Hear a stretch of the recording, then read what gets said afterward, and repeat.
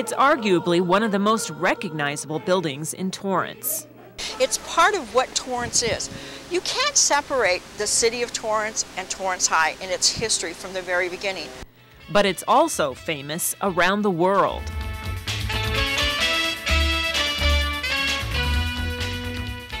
Since it first opened its doors in January of 1917, Torrance High School's main building has not only served the education of thousands of Torrance students, its ornate facade is also one of Hollywood's most popular high school sets. Its beauty obvious, designed in the neoclassical architectural style known as Beaux Arts that peaked in popularity in America between 1880 and 1920.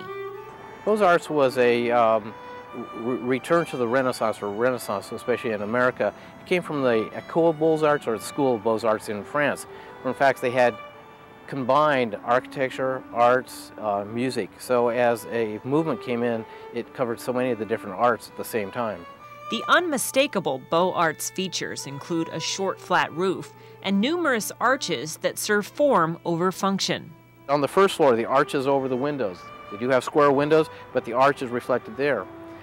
Then there's, in most of the Beaux Arts, you can see as it goes to the second floor, almost a totally different architecture. It could be a separate type of building altogether.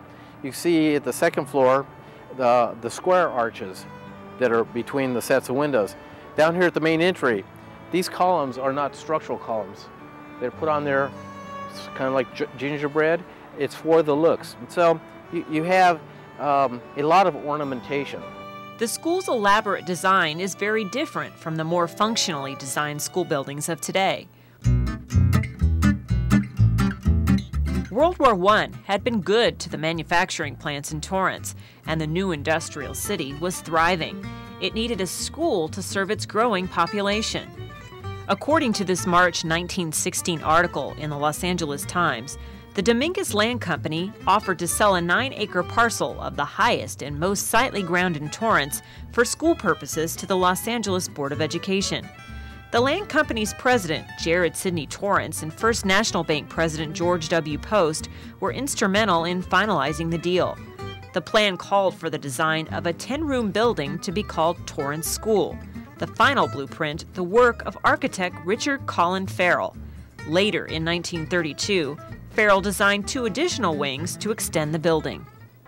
As architecturally significant as the main building is, it was actually scheduled to be torn down in the 1970s. A group of dedicated alumni rallied to save it with just a few structural changes. The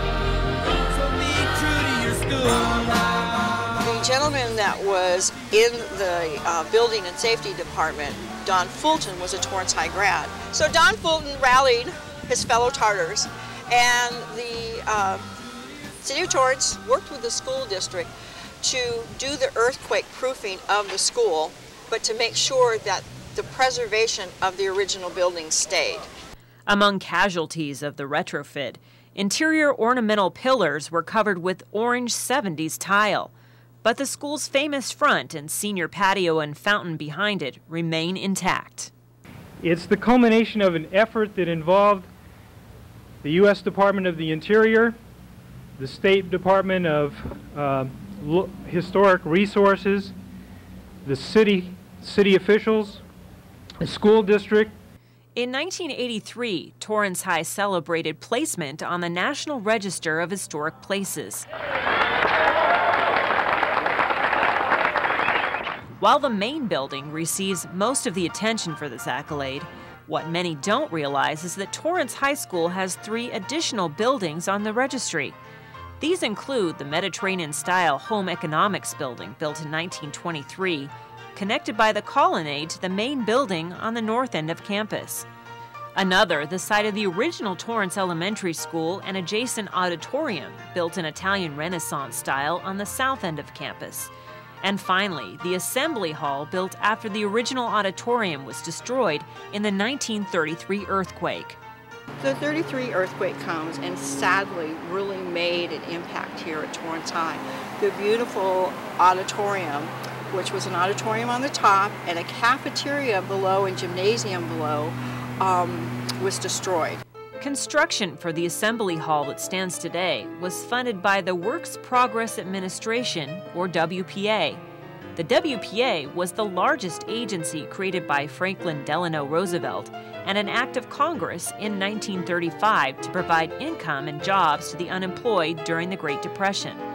Additional WPA projects in Torrance include the since demolished Torrance Civic Auditorium, located on the corner of El Prado and Cravens, the post office building on Marcelina, still in use today, the original City Hall located on Cravens, and the original library on Post, currently serving as the Torrance Historical Society and Museum.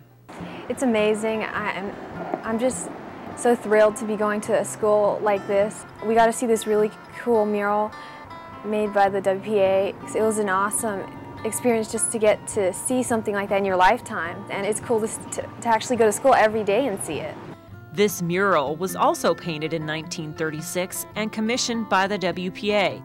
It's since been moved from its original campus location to the Assembly Hall foyer. Its history, along with the history of the buildings on campus, is now incorporated into the lesson plans of the high school's history classes. The students of Torrance High School paid $100 to have Anna Catherine Skeel come with her assistants and paint this mural. It's a one-of-a-kind. It's called Home Life and Old Taos. In Taos, New Mexico. She had actually gone and lived with the Native Americans there for a couple of years and came back and did the painting. Unfortunately, when they put it up there, they put it up on plywood using staples and glue. And through the years, the glue kind of made it really foggy looking, and Richard Clutter from class of 37, who was an art teacher, came to the Alumni Association and said, "We're going to lose this mural, and it's a one-of-a-kind, it's very valuable." So we raised $35,000 and we restored it. Thanks to the foresight and actions of the city and dedicated alumni, Torrance High School will continue to stand as a distinguished landmark for the city, students, and the entertainment industry to enjoy for generations to come. Not any other high school looks like the way this does, and there's so much history here, and it feels rewarding when you're walking through the campus to be like, wow, I'm standing on like a landmark, you know? So it's great. Colleen Farrell with the Centennial History Minute.